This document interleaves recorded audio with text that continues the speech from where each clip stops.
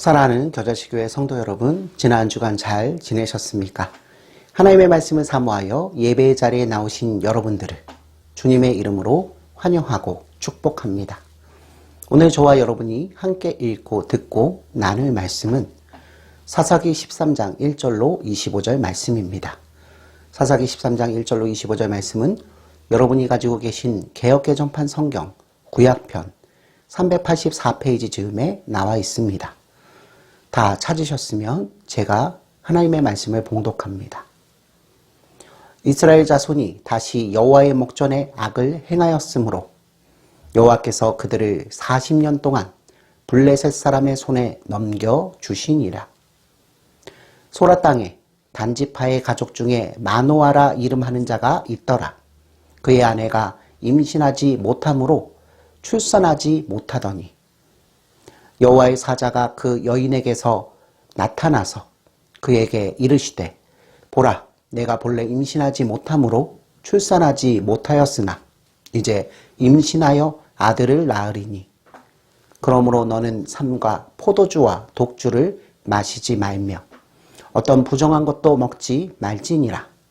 보라, 내가 임신하여 아들을 낳으리니 그의 머리 위에 삭도를 대지 말라. 이 아이는 태에서 나옴으로부터 하나님께 바쳐진 나시림이 됨이라. 그가 블레셋 사람의 손에서 이스라엘을 구원하기 시작하리라 하시니 24절부터입니다. 그 여인이 아들을 낳음에 그의 이름을 삼손이라 하니라. 그 아이가 자라매 여호와께서 그에게 복을 주시더니 소라와 에스타올 사이 마하네단에서 여호와의 영이 그를 움직이기 시작하셨더라. 아멘. 사랑하는 성도 여러분, 삼손은 이스라엘 12명의 사사 중에서 마지막 사사였습니다. 삼손 이야기는 사사기 13장에서 16장까지 나옵니다. 사사들에 대한 기사에서 삼손 이야기는 기드온 사사와 거의 비슷하게 가장 많은 지면을 할애받았습니다. 사사기는 이스라엘이 이집트에서 구출된 후 3세대 이후로 일어난 사건들을 다룹니다. 성도 여러분, 국가의 중대한 사건들을 회상해 보십시오. 전쟁 후의 승리나 속박에서 해방된 국가적인 사건을 직접 거친 세대는 항상 자기들이 체험했던 일들을 기억하고 감격에 젖어 있습니다. 하지만 그 다음 세대는 자기 부모들이 자주 말해주는 그 전쟁이나 독립사건들을 들으면서 자라납니다.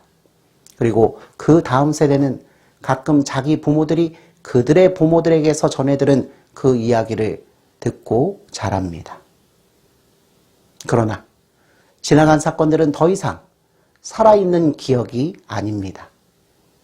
그래서 지나간 사건들을 감흥을 일으키거나 감동을 주지 못합니다. 왜냐하면 지나간 사건은 지금 세대가 살고 있는 현실과는 매우 동떨어진 조상들의 이야기이기 때문입니다. 우리나라의 경우 1919년 3월 1일에 독립선언문을 낭독하고 일제치하에서 해방되기 위해 전국적으로 만세운동이 일어났습니다.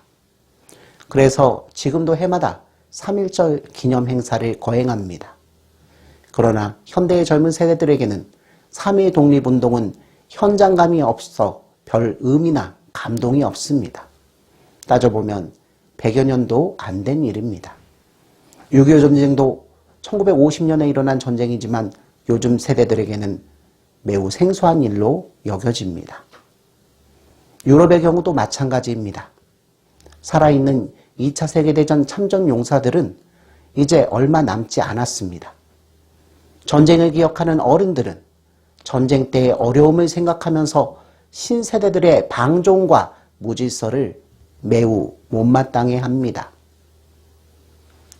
사랑하는 성도 여러분, 이스라엘은 이집트에서 400년 동안 종살이를 했는데 하나님께서 양의 피로써 이스라엘을 해방시키셨습니다. 그리고 이집트 왕 바로는 10가지 재앙을 받았습니다. 홍해가 갈라졌고 이스라엘 백성들은 마른 땅처럼 바다를 건넜고 그들이 다 건넌 후에 갈라졌던 바다는 다시 합쳐졌습니다. 이 사건을 직접 눈으로 보고 체험한 사람들에게는 잊을 수 없는 사건이었습니다. 그 후 광야에서 백성들은 끈질게도 불순종했습니다. 이에 하나님께서는 40년 동안 그 세대를 광야에 버려두셨습니다. 그동안 홍해바다를 체험했던 세대가 모두 죽었습니다. 그들이 이스라엘에서 사라지자 출애굽 당시의 놀라운 구원과 초자연적인 하나님의 기적들을 생생하게 기억하는 자들은 극소수에 불과했습니다. 그 후 40년 동안 여호수아와 그의 군사들이 가나안을 정복했습니다. 여호수아가 죽은 때는 이스라엘이 양의 피로 출애굽의 구원을 체험한 지 약 80년이 지난 때였습니다. 이제 출애굽 당시에 일어났던 일들을 정확하게 기억하는 자들은 아무도 없습니다. 사사기는 가나안 정복 이후에 일어난 사건을 기록한 것입니다. 가나안 땅에 들어온 이스라엘 백성들은 한동안은 하나님을 위해서 살았습니다. 그러나 그들이 출애굽의 하나님을 생각하고 살았던 승리의 삶은 오래가지 못했습니다. 사사기 시대의 이스라엘 백성들은 출애굽 이후에 세 번째 세대였습니다. 첫 세대에 비하면 이들에게는 하나님의 구원이 그렇게 절실하지 않았습니다. 그리고 이들은 약속의 땅인 가나안도 부분적으로만 정복하고 만족했습니다. 그들은 편하게 살기를 원했고 가나안 땅의 이방 민족들의 삶을 모방하기 시작했습니다. 그 결과 그들은 조금씩 이교의 사상과 생활 방식에 젖어들었고 마침내 사사시대 내내 예외 없이 우상 숭배에 빠졌습니다. 바로왕의 무서운 속박에서 풀려난 이스라엘 백성이 광야 40년을 거쳐 여호와 하나님께서 아브라함에게 주셨던 약속의 땅 가나안까지 들어와서 우상을 숭배했다는 사실은 어처구니 없는 일입니다. 출애굽 이후 불과 한 세기도 넘기지 못하고 이스라엘 백성들은 여호와 하나님께서 의도하신 새로운 백성들이 되기보다는 정반대로 더욱 부패한 백성이 되었습니다. 그런데 더욱 놀라운 것은 이스라엘의 우상 숭배가 하나님을 모욕하고 배신하는 행위임에도 불구하고 하나님께서는 계속해서 그들의 또 다른 구원을 위해서 선한 뜻을 가지셨다는 사실입니다. 이스라엘 백성들은 우상 숭배에 대한 대가로 외적의 압제를 받으며 신음했습니다. 그럴 때마다 백성들이 여호와께 부르짖으면 하나님께서는 사사들을 세워서 고통받는 이스라엘을 구출하셨습니다. 이처럼 백성들의 끈질긴 우상 숭배와 사사들의 줄기찬 구원이 사사기에서 판에 박힌 패턴으로 반복됩니다. 사랑하는 성도 여러분, 이스라엘은 죄와 패배를 거듭할 때마다 더 깊은 수렁에 빠져들었습니다. 그리고 그들은 이제 블레셋에게 심한 압박을 받아 국가의 존망 자체가 위태롭게 되었습니다. 그래서 이스라엘은 삼손과 같은 구원자가 매우 필요했습니다. 마지막 사사 삼손은 블레셋에게서 이스라엘을 구출하는 일을 시작한 사사입니다. 이 싸움은 다윗 왕 때에 가서 완전한 승리로 끝납니다. 블레셋은 가나안 땅에서 이스라엘을 가장 크게 억압한 강력한 세력이었습니다. 그들의 압제에서 벗어나려면 여러 세대가 지나야 했습니다. 삼손은 이스라엘을 블레셋에게서 해방시키기 위한 첫 거사를 일으켰습니다. 또 삼손은 하나님께로부터 이스라엘의 원수인 블레셋을 타도하는 역사적인 사명을 받고 블레셋의 머리를 강타하여 다시는 회복할 수 없을 정도로 그들의 세력을 약화시키는 데 큰 공헌을 했습니다. 이스라엘의 다음 세대들이 가나안 땅에서 블레셋을 완전히 몰아낼 수 있었던 것은 온전히 삼손 덕분이었습니다. 그렇기 때문에 삼손은 이스라엘의 국가적 안보 측면에서 가장 중요한 공헌을 한 사사였습니다. 이제 삼손의 출생에 대해서 알아보겠습니다. 사사기 13장 2절로 3절 말씀에 따르면 이스라엘의 단지파 중에 마누아라 하는 자가 있었는데 그의 아내는 불임이었습니다. 그리고 어느 날 천사가 마누아의 아내에게 나타났습니다. 하나님께서는 마누아의 아내에게 아들을 약속하여 주셨습니다. 그리고 이 아들에 대해서는 태어나기도 전에 나실인이 되어야 한다고 지시하셨습니다.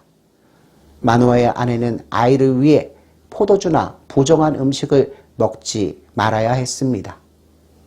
그러니까 삼손은 태중에서부터 나실인이었던 것입니다.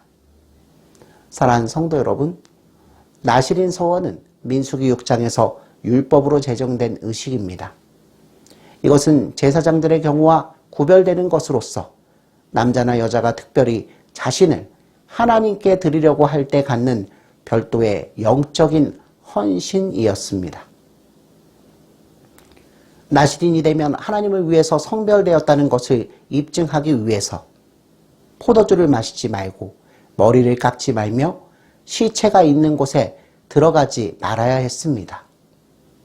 한편 나실인 소원은 자원제였고 일정한 기간만 유효했습니다. 그러나 삼손은 하나님의 뜻으로 이스라엘을 블레셋의 압박에서 구원할 자로 세움을 받고 한평생 동안 나실인으로 헌신된 자였습니다. 삼손은 하나님께로부터 독특한 소명을 받았습니다. 그는 수태가 되기도 전에 하나님의 계획에 따라 이스라엘의 사사로 준비되었습니다. 여호와의 천사가 삼손의 출생을 선포했고 하나님께서는 마누아가 바친 희생 제물을 기적의 불꽃으로 연락하여 주셨습니다. 이러한 초자연적인 현상들은 모두 삼손의 특별한 소명을 확증하는 것입니다.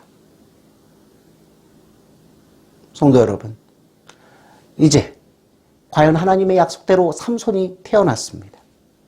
삼손은 유달리 체력이 좋고 개성이 강했습니다. 또 그는 압도적이었고 언제나 강한 의지와 용맹으로 두려움 없이 일을 처리했습니다.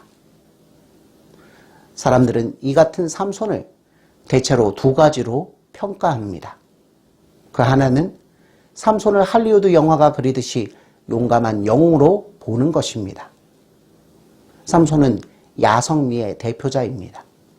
그는 막강한 힘으로 성문을 부수고 단신으로 수천 명을 죽이며 블레셋 신전을 내려앉게 하는 신화적인 장사입니다. 삼손에 대한 또 다른 평가는 삼손 이야기를 단순히 도덕적인 교훈에 국한해서 보는 것입니다. 이를테면 삼손은 여자들을 찾아다녔고 지나친 장난과 내기를 좋아했으며 성격이 과격하고 복수심이 강했다는 것입니다. 그래서 그는 하나님께로부터 큰 은사를 받았지만 육적인 정욕으로 인해 수치와 비극의 주인공으로 생을 마감했다는 것입니다. 그러나 사랑하는 성도 여러분, 삼손 이야기에서 이런 윤리적인 교훈들은 중요한 것이 아니라 부차적인 것입니다. 물론 우리는 삼손의 불미스러운 처신에서 교훈을 얻을 수 있습니다. 그러나 그의 굵직한 죄만 부각시키면 남는 것은 실패자의 모습일 뿐입니다. 성도 여러분, 삼손은 과연 실패자였을까요? 히브리서의 평가는 그렇지 않습니다. 삼손이 믿음의 거장들 중에 들어 있습니다. 이것은 저와 여러분들을 매우 크게 놀라게 합니다. 만약 히브리서 기자가 삼손을 이렇게 평가하여 주지 않았다면 아무도 삼손을 다윗이나 사무엘 같은 훌륭한 하나님의 사람들 명단 속에 넣지 않았을 것입니다. 롯에 대해서도 같은 말을 할 수 있습니다. 만약 베드로가 롯을 의로운 자였다고 하지 않았다면 과연 누가 이 롯을 의인이라고 불렀겠습니까? 그러나 베드로는 롯이 의로운 심령을 가지고 무법한 자들의 음란한 행실로 말미암아 고통을 당했다고 그렇게 말합니다. 우리가 생각하기에는 이런 말은 아브라함에게나 어울리는 평가입니다. 그러나 성경은 단순히 외부로 드러나는 도덕적 수준보다 구속의 역사에서 개인이 차지하는 역할의 중요성과 내적인 믿음의 질을 더욱더 중요시합니다. 삼손의 행위는 겉으로 보면 무절제하고 방탕합니다. 그러나 성경의 서술을 잘 따라가다 보면 저자의 의도를 생각할 수 있습니다. 삼손의 행위는 개인의 호방한 기질의 문제만이 아님을 알 수 있는 것입니다. 예를 들면 삼손은 딥나 여자와 결혼하려고 할 때도 한사코 부모의 반대를 무릅쓰고 자기 뜻대로 했습니다. 이것은 불효자의 처신처럼 보입니다. 물론 이것은 삼손의 고집스러운 기질의 일면이기도 합니다. 하지만 삼손은 이 일이 블레셋에 대한 하나님의 뜻을 성취하는 길이 된다고 혼자 조용히 믿었기 때문에 이 일을 양보할 수 없었습니다. 삼손은 딥나로 가던 길에서 갑자기 나타난 사자를 염소 새끼 찢듯이 찢어 죽였습니다. 그러나 삼손은 그가 죽인 사자에 대해서는 입을 다물고 있었습니다. 그 이유가 무엇이었을까요? 그는 이 사건을 하나님께서 블레셋을 치는데 사용하실 것을 믿었기 때문입니다. 그렇습니다, 여러분. 삼손은 이런 일로 하나님의 계획이 어그러지지 않도록 사자를 죽인 사건의 중요성을 아무에게도 발설하지 않았습니다. 그는 자신에게 하나님의 영이 임해서 젊은 사자를 간단하게 죽인 이를 이용해서 앞으로 블레셋 사람에게 복수할 때가 올 것을 기다린 것입니다. 또 다른 예를 들면 블레셋의 협박으로 유다 지파가 삼손을 밧줄로 묶어 블레셋 군인에게 넘길 때도 삼손은 이를 순순히 허락했습니다. 그 이유는 하나님의 영이 자기에게 큰 능력을 주셔서 자기가 블레셋 사람들을 이길 것이라고 믿었기 때문입니다. 사랑하는 성도 여러분, 이처럼 우리가 삼손에게 일어난 사건들을 외형으로만 평가해 보면 삼손의 인물됨과 그 사역을 바르게 파악할 수가 없습니다. 그래서 히브리서 기자가 하나님의 영감을 받아 평가한 히브리서 본문의 암시를 중시하고 삼손의 진모와 진위를 간파해야 합니다. 히브리서는 삼손을 기꺼이 믿음의 영웅에 포함시켰습니다. 히브리서 기자는 삼손을 다른 믿음의 영웅들과 예로 취급하지 않았고 그의 약점을 특기하여 다른 믿음의 영웅들보다 뒤떨어진다는 식으로 말하지도 않았습니다. 물론 삼손은 뚜렷한 죄를 지닌 자였습니다. 그러나 그는 뚜렷한 공적도 남겼습니다. 성도 여러분, 성경이 삼손을 평가하는 초점은 삼손이 실족한 사건들에 있지 않습니다. 성경의 관심은 누구나 저지를 수 있는 그런 보통 사람의 약점들을 가진 삼손을 하나님께서 얼마나 놀라운 섭리와 크나큰 은혜로서 사용하셨는지를 지적하는 것에 있습니다. 사랑하는 성도 여러분, 삼손은 약점도 많았지만 장점도 많은 사람이었습니다. 그는 자신이 받은 소명을 전혀 의심하지 않았습니다. 사실상 삼손은 자신이 크게 성공했을 때나 크게 실패했을 때를 가리지 않고 항상 하나님의 뜻이 자신을 통해 이루어지고 있다는 사실을 믿었습니다. 삼손은 블레셋을 완전히 진압하지는 못했습니다. 그러나 그들의 힘을 최소화하고 앞으로 이스라엘이 그들의 멍에를 완전히 벗을 수 있는 길을 터놓았습니다. 이것이 바로 삼손이 하나님께로부터 받은 소명이었습니다. 하나님께서는 삼손이 블레셋 사람의 손에서 이스라엘을 구원하기 시작하리라고 말씀하셨습니다. 삼손은 블레셋을 치고 이스라엘을 구원하기 시작한 자였습니다. 그는 블레셋을 혼자서 완전히 멸망시키라는 소명을 받은 것이 아니고 블레셋의 세력을 결정적으로 약화시키라는 소명을 받은 자였습니다. 이 점에서 삼손은 많은 죄와 결함에도 불구하고 하나님께서 주신 자기의 소명을 완전히 성취한 자였습니다. 이 사실은 우리에게 큰 위로와 격려가 됩니다. 삼손은 누가 봐도 커다란 결함을 지닌 지도자였습니다. 그가 가진 몇 가지 악습들은 그의 삶을 추락시키는 원인이 되었습니다. 그럼에도 불구하고 삼손은 하나님의 능력으로 이스라엘을 압제하는 블레셋을 징벌하기 위해 하나님의 큰 그릇으로 사용되었습니다.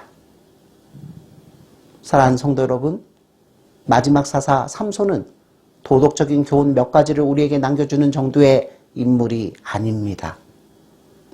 그는 하나님의 백성들이 원수들에게서 구출되는 구속사의 흐름을 따라 하나의 굵은 획을 그은 믿음의 영웅입니다. 성도 여러분, 삼손은 당시 대에 꼭 필요했던 하나님의 사람이었습니다. 히브리서의 기록대로 삼손은 믿음으로 훌륭한 사람이라는 평판을 받았던 인물들 가운데 한 사람이었음을 저와 여러분은 잊어서는 안 될 것입니다. 아멘.